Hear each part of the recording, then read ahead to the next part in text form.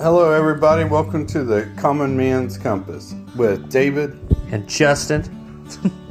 This is a great podcast, guys. It's a podcast navigating life, faith, and everything in between. A conversation where anything goes. You never know what we're going to talk about. There's no telling. But we always try to keep God in it and keep God involved. And we're glad you're here.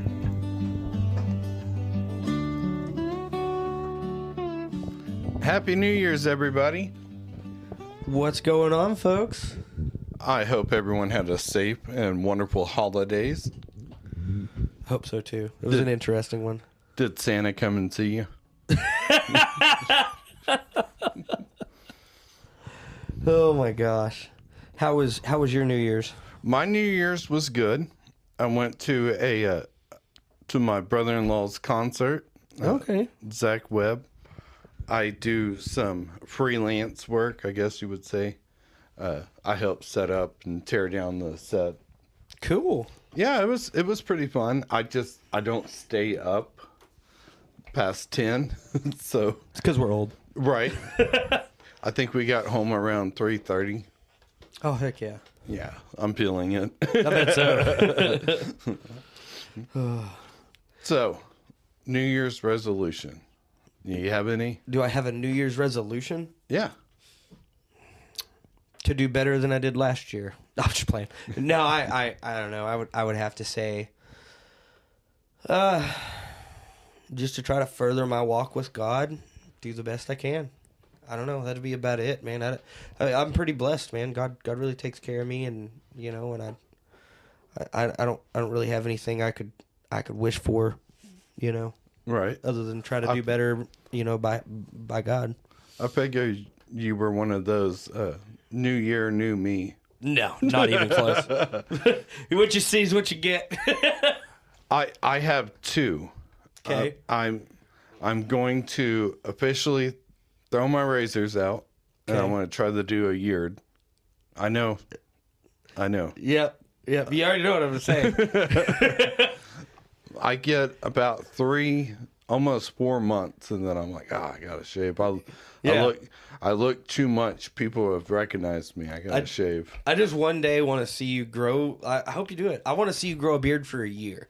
That's the goal. The longest I've gone without shaving is probably like 2 years, maybe 2.5. I've gone pretty long without cutting my beard before. What helped was I shaved my beard off a couple of weeks ago, and then because we had that show last night, I wanted to look presentable, so I Right. shaved. I took the razor actually out, and I was like, I hate shaving. I'm doing it. I'm going to do a year. Yeah. The only thing you gotta be careful of is like mustache hair. If you let it get too wild and crazy, you'll start ending up in your mouth, and you'll try to eat something, and you'll be eating your mustache. Oh, So yeah. You always gotta keep that trimmed up.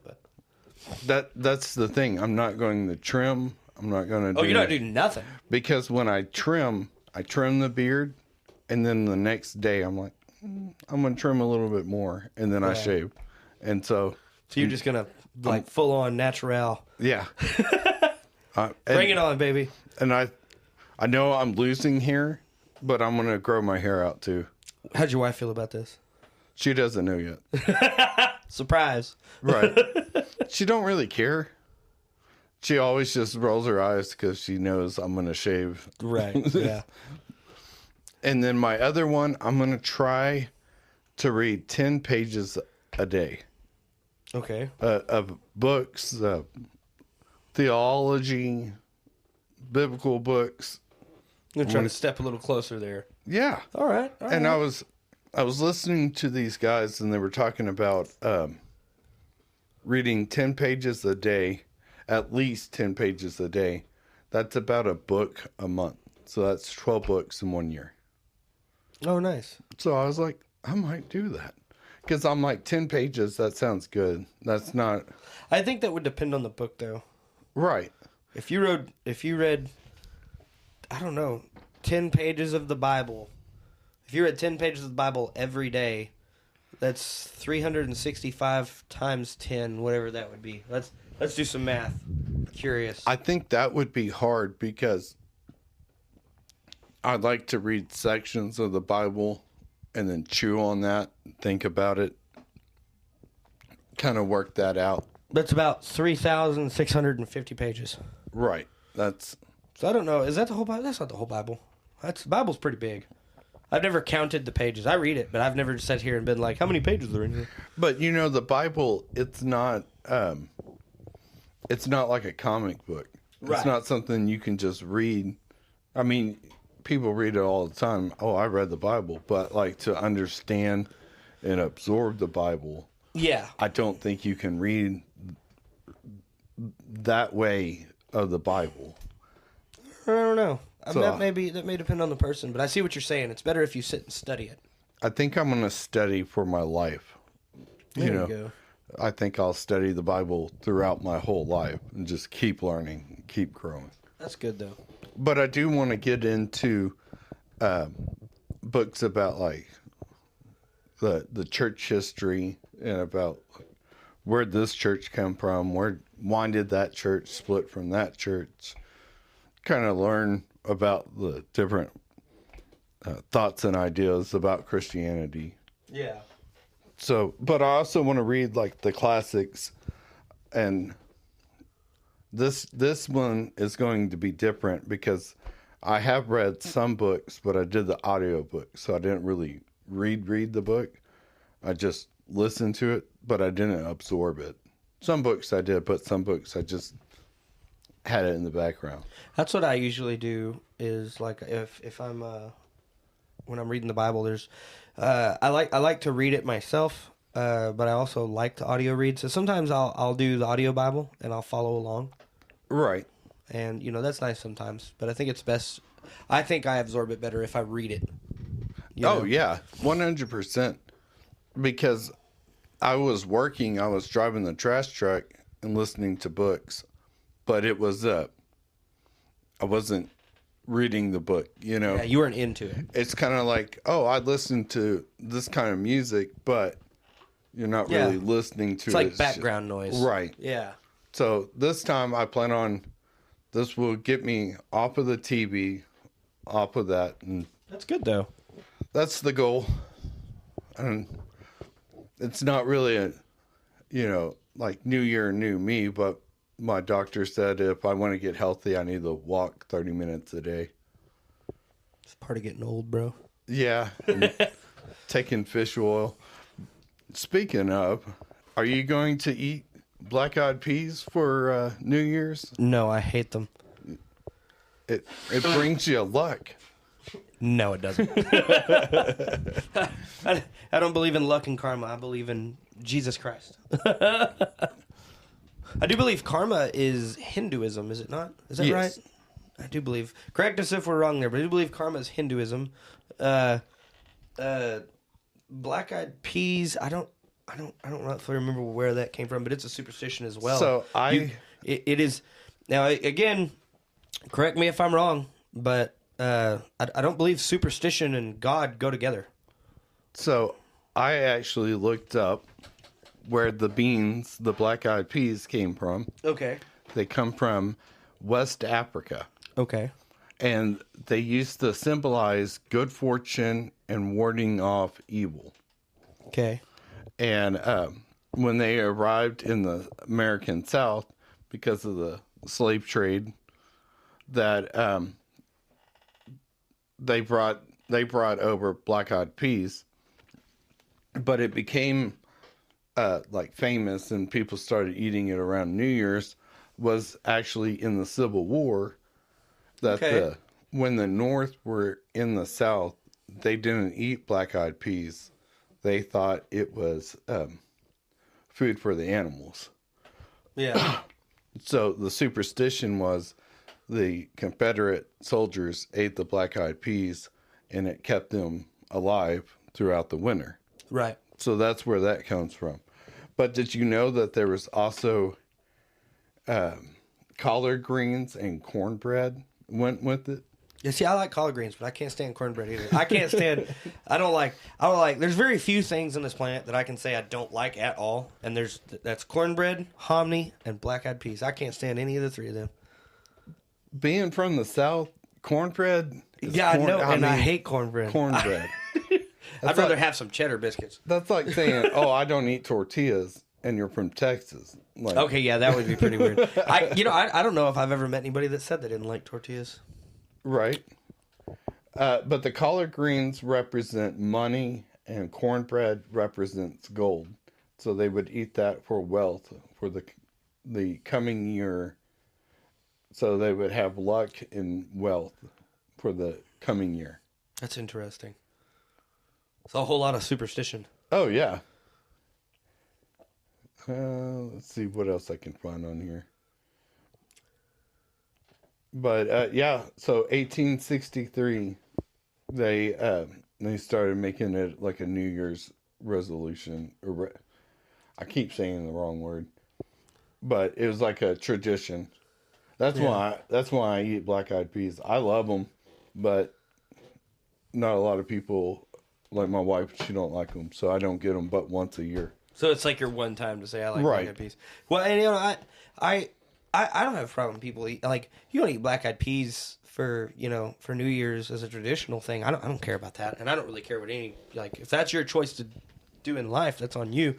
I don't see a problem with it in a traditional sense, but I think it matters, in my opinion, it matters as to where you put your beliefs and where you put your loyalties. So if you're eating black-eyed peas because, hey, yeah, this is fun, this is, you know, a traditional thing, we're gonna eat black-eyed peas for the new year, cool.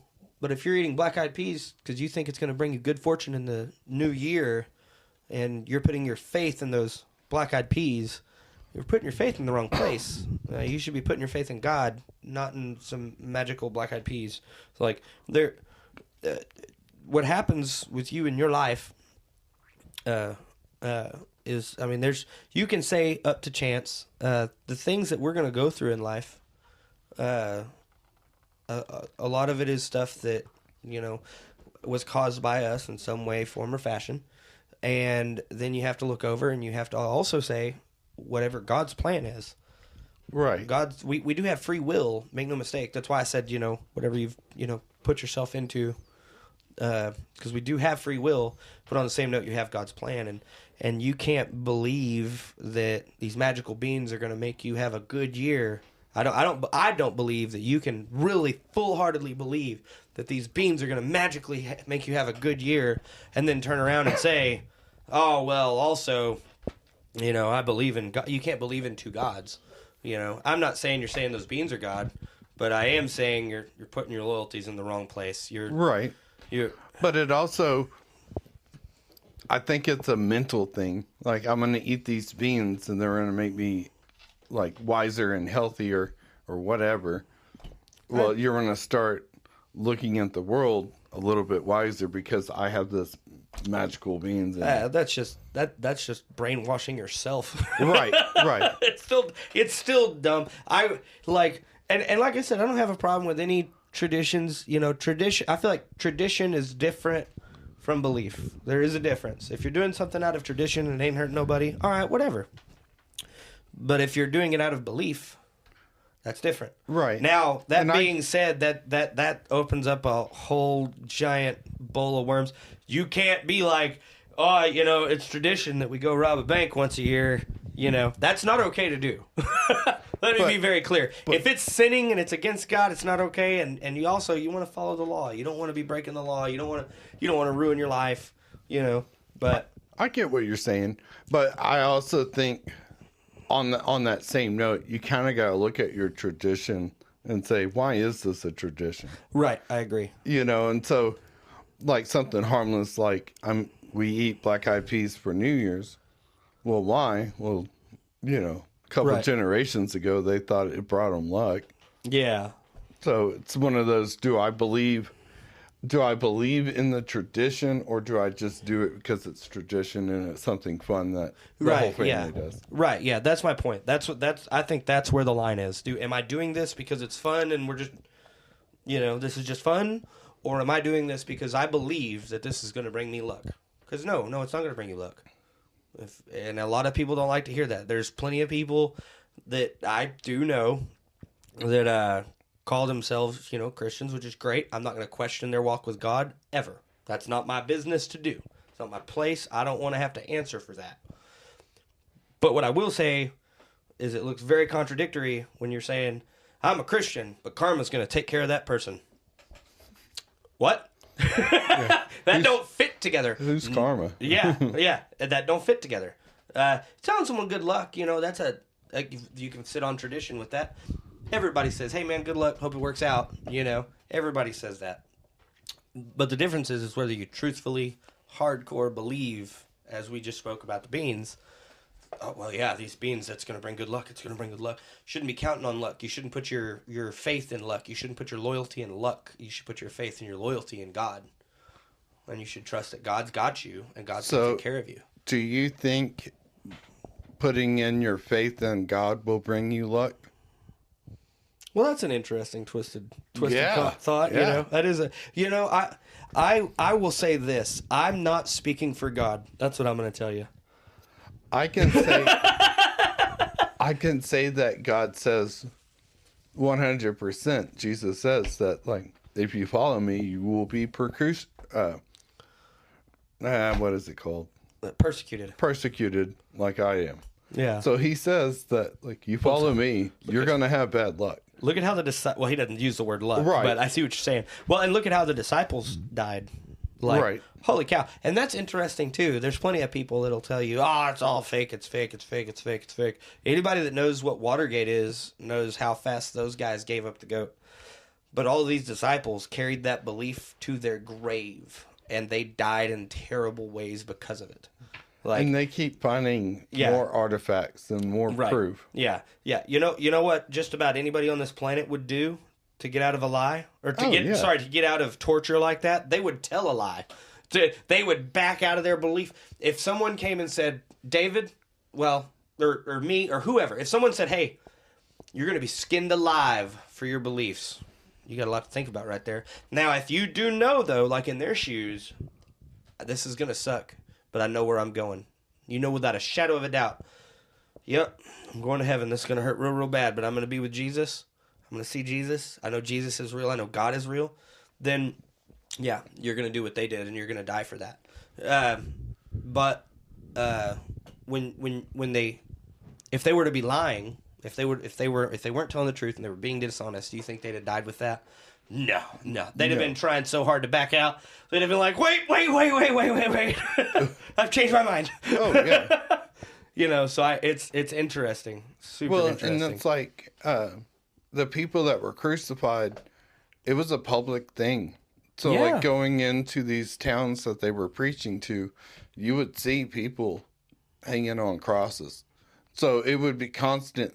So it's like, how can you carry a lie knowing that's going to be me in a month? It's crazy to see the different countries that those gentlemen split apart and went and ended up in. Oh, yeah. It's nuts. Speaking of countries, have you heard about Minnesota? Oh, yeah. Oh, yeah. That's Dude. crazy. Oh, my gosh. The governor's retarded. I'm sorry. Well, and like that one journalist or reporter was saying, was like, he's either stupid or he's in it. Yeah. They're like, he's either really stupid or he's doing it on purpose. And they were like, we think it's both. But like, I've got some stuff here just for the listeners. If you don't know what's going on, I'll give you some information here. It says, in recent months, Minnesota has faced scrutiny over alleged fraud in child care services, particularly involving Somalia-operated centers. A major investigation uncovered misuse of federal funds, leading to significant charges and the freezing of $185 million in funds. Governor Tim Walz and other officials have voiced concerns about the impact on the Somalia community. While former President, I don't know why that says former, while President Donald Trump criticized Minnesota's handling of the situation. Meanwhile, nationwide reactions have included concerns about stigmatization and calls for fair treatment of the affected communities. Number one, a lot of these Somalia immigrants, I'm sure are most of them here illegally, if not all of them. They were running. What they were doing was they were claiming that they had daycare centers as they were running, and they were getting money from the federal government to keep those going, and it was millions of dollars. And there was no daycare center. There was a building, but it's empty. There's nobody in it. There's no kids there. And this really cool guy, I say cool, I don't know him, but I think it's cool what he's doing. I think his name is Nick. But he started running around investigating this, and he's going knocking on these doors, and he's like, hey, I want to bring my son, little Joey. Little Joey doesn't exist. But he's like, I'm going to bring my son, little Joey, here. I'd love to check out your daycare. And they're like, no, we can't. And he's like, why not? I can't come in. No. Are there any kids here? No. There was one lady, he was like, so would there be any friends for little Joey? And she's like, no. Like, what do you say? You're caught. And it's pretty sad, and Tim Walz is behind all of it. Like, I could get into the specifics, but he's been the one letting them come in. He's been the one approving a bunch of this. Like, it's nuts. And now he's been caught with his pants down. And thank goodness for Donald Trump for coming in and going, nah, we ain't doing this. And sending federal agents over there to make arrests of these people and be like, hey, nah, you don't get to steal from the government, and continue moving forward. And a lot of people look over and go, that don't know any better, and they'll say, it's the government, stealing from the... If you're stealing from the government, you're stealing my tax dollars. Right. Who do you think paid for that? If you're here legally, you paid for that. My thing is, I can see how the other side you're only attacking Democratic states. So I think the best course of action, because I know it's happening in other states. Oh, I'm sure. It just happened to be the state they caught. And I think that we need more people on the street investigating. And like that Nick guy, I think we need more. I think that, I'm not saying we need to cancel the whole thing, because that money is used, when it's used right, it's used good. Yeah. But I do think that all states should be investigated. Not just blue, not just red, all states. No, I agree with you. I 100% agree. I absolutely agree. I think it all needs to be investigated. It's sad that that's what's happening. Oh, yeah. And it's just super stupid. You just come here the right way. Come here the right way. Don't take advantage of the system. Do it correctly like the rest of the world. You know what happens if I get caught doing stuff like that? I go to prison. You would go to prison. Anybody, if you get caught doing stuff like that, you're going to prison. You're breaking the law. And it would be all over legacy media. Yeah, it'd be everywhere. This white guy is posing up saying he has a daycare, and there's not it would be everywhere. And these Somalian immigrants are like, oh, no, you're doing us wrong. They're trying to stand up for themselves. They're like, no, you're doing us wrong. This is not cool. You can't do this. Yeah, you're stealing from people. Yeah, we can do it. You're committing theft on a federal level. And see, and I also don't look at it as theft, like, oh, they're stealing. I look at it as, this clearly states that we are under invasion, and that they are trying to take all of our resources. Right. I agree with your statement. I think that's a good way to look at it. And that's sad. That's really sad. I'm sorry that your country isn't doing great. It doesn't mean you get to come take advantage and ruin ours. If you want to come over here correctly, you want to jump on the bandwagon and do this right, let's go. I'm all for it. But if you want to come over here incorrectly, illegally, and come over here and make a mess of things, I'm sorry about your luck. You don't need to be here. The question is, who's sending them? Is it part of our government, or is it part of their government? That's a good question. I mean, that's... Well, and also the people that come across borders, I was listening to a little YouTube clip the other day, and there's a guy that I like to watch. I will totally shout out those people, man. It's called Matt's Off-Road Recovery. Great channel. But he was doing an interview with somebody, and he was talking to him about a vehicle that they saved that was on the side of the road. And they and as I said, off-road recovery, they go recover vehicles that are like way out in the boonies, that have been off-roading out in the desert or wherever in the mountains. And I don't remember where he said he was, but apparently they were close to a border. And this is, here in the U.S., I do believe. And he said that there was immigrants coming across. And he said it's crazy. There was Africans, Russians, Koreans, I mean, you name it, they were coming. He said, and it was a lot of people. He said, and I can't stop them. Like, he was pretty upfront about, like, he's a citizen. He doesn't have a right to do, like, he's not the Border Patrol, number one. Number two, what's he going to do when there's 100 people coming up to you and a couple of guys over there trying to rescue this car? You just mind your business. Right. You deal with it later, make some phone calls or something, But it's crazy to hear about that. Y'all can't do that. Get back over it. Yeah, right. Yeah, that ain't going to end very well. What's that you got in your hand? No. Yeah. Oh, sorry. But yeah, no, I don't know. It's just ridiculous. Speaking of hands, Anthony Joshua, bro. Dude, I'm so excited to see that happen. Jake Paul, I don't think has any business in a ring, and then to turn around and, I do feel bad that he got his jaw broke. Yeah, that's definitely a career ender. I wouldn't wish that on anybody, but That's painful. yeah, that's if he comes back from that, I'll be real surprised because that is normally like that's bad. That's rough. Right. But, in all of his matches, I can't help, I guess because I come from the wrestling world, I don't come from the boxing world. Right. I look at it in stages like in wrestling. Yeah. Like he's the big bad. Like people are paying money just to this match. This is the one that he's going to get owned. This is the one he gets Right, on. yeah. That I don't know if that's how it is, but that's just my wrestling mind goes. Yeah. Well, and everybody's been talking about it, man. It was nuts. And Anthony Joshua hit Jake Paul so hard. Man. I will give Jake Paul props. You did go 6 rounds with a gold medalist. I do believe gold medalist. I could be mistaken, but I do believe he is for sure an Olympic boxer. But you went 6 rounds with that guy. I'll give him that. And in my opinion, like that I don't know. I'm just going to say I don't think Jake Paul has any business in the boxing world, and that proved it. And of all the people to pick your actual first real bout with, and I'm sorry, I think that was his first real fight. I really do. And do you think he got cocky? I got a bunch of retired people. I got all these wins under me. That's what I think, man. He's fought a bunch of people that weren't boxers, and he's fought a bunch of retired boxers, and it's like if you took like the Conor McGregor Floyd Mayweather fight. That was a good one. I was impressed that Conor McGregor went however many rounds he did with Floyd Mayweather. That's impressive because he's not a boxer. He's a UFC fighter.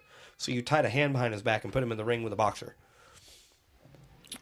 On that same note, if you take a boxer and you put them in a UFC ring, it's going to be the same problem. They have one skill.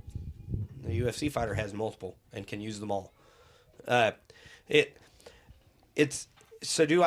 I impressed that Jake Paul went 6 rounds with Anthony Joshua? Absolutely. Do I wish the best for Jake Paul? I sure do, and I hope he heals up. Do I think he belonged in there? No, not at all. No, I don't know much about Anthony.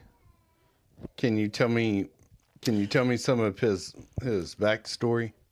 He is a boxer, and he is huge. God, the guy's tall. Oh, yeah. He's big. And the reach. Yeah.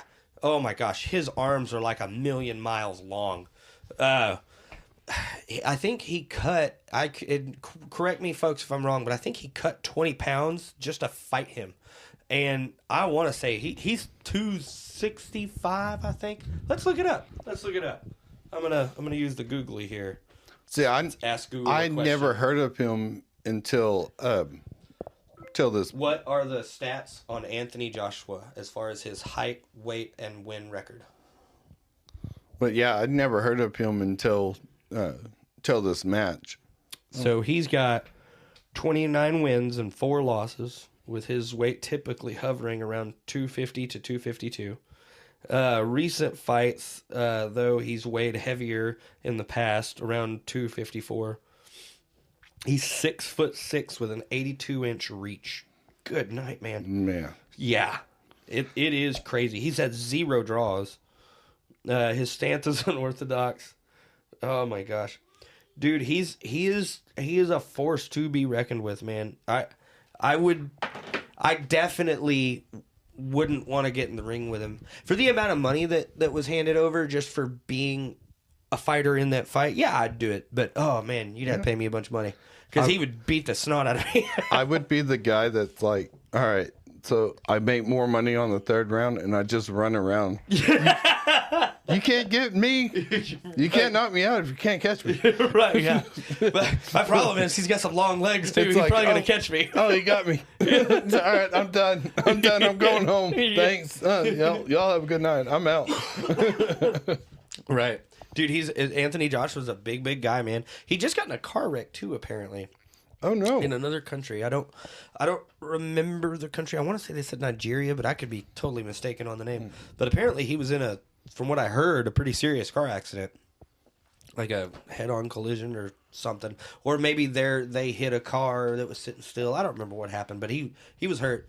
I haven't heard any more out of that, but like I said, I was happy to see that fight. I'm not a Jake Paul fan. I don't like Jake Paul.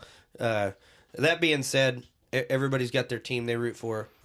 Some people are Cowboys fans, and some people are Green Bay Packer fans and hate the Cowboys. I don't like Jake Paul. I'm not a Jake Paul fan. I've never liked his boxing. I'm not going to sit here and say I don't like him as a person. I just don't like him in the boxing world. And that's the thing. You have two different kinds of people watching. You have people that are like, oh, he don't belong in there, get him out.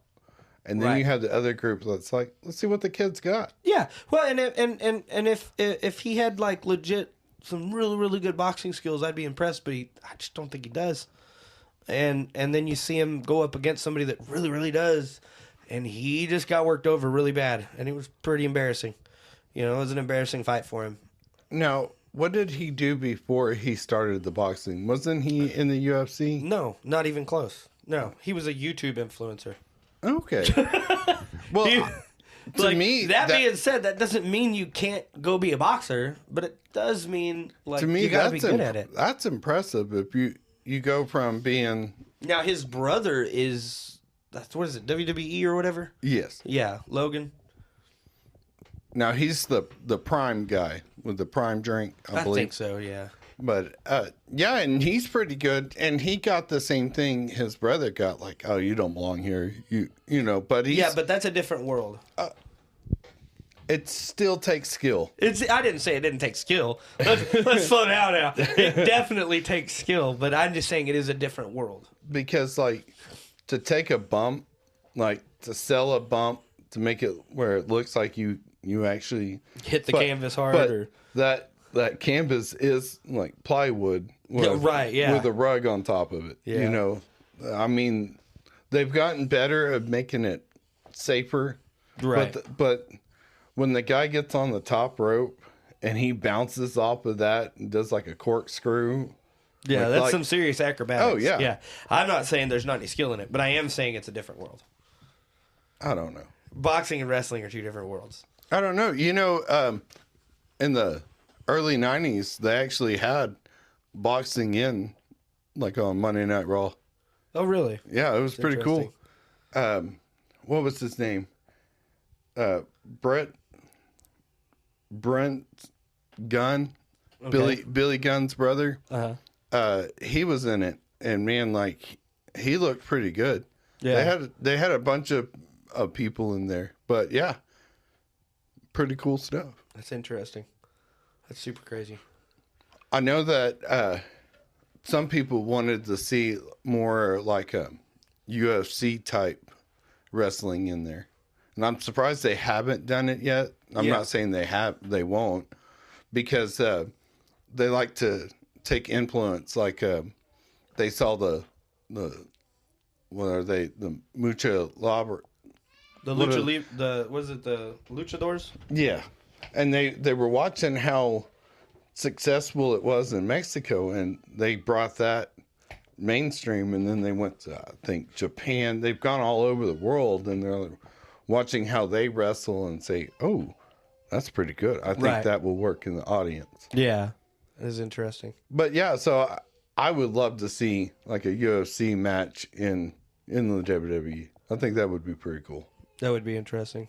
I think it could be that could be fun. Well, sir, I think we're done with today. I think so too. You want to pray us out? I guess I will.